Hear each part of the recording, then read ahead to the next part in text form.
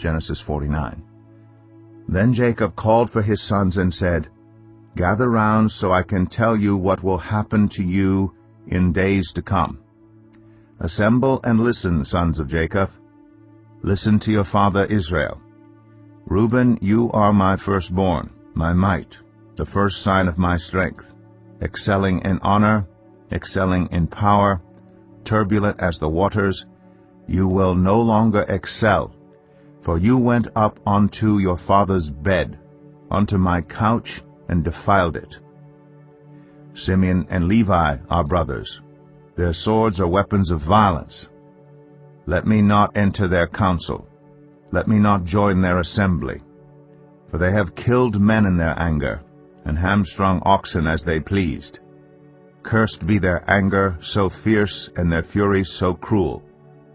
I will scatter them in Jacob, and disperse them in Israel. Judah, your brothers will praise you. Your hand will be on the neck of your enemies. Your father's sons will bow down to you. You are a lion's cub, Judah. You return from the prey, my son. Like a lion he crouches and lies down. Like a lioness, who dares to rouse him?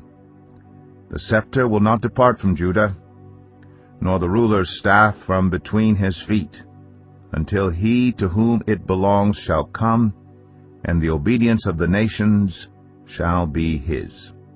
He will tether his donkey to a vine, his colt to the choicest branch. He will wash his garments in wine, his robes in the blood of grapes. His eyes will be darker than wine, his teeth whiter than milk. Zebulun will live by the seashore and become a haven for ships. His border will extend toward Sidon. Issachar is a raw-boned donkey lying down among the sheep pens. When he sees how good is his resting place and how pleasant is his land, he will bend his shoulder to the burden and submit to forced labor. Dan will provide justice for his people, as one of the tribes of Israel. Dan will be a snake by the roadside, a viper along the path, that bites the horse's heels so that its rider tumbles backward. I look for your deliverance, Lord. Gad will be attacked by a band of raiders, but he will attack them at their heels. Asher's food will be rich.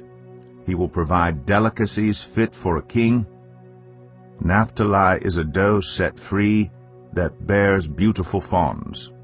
Joseph is a fruitful vine near a spring, whose branches climb over a wall. With bitterness archers attacked him.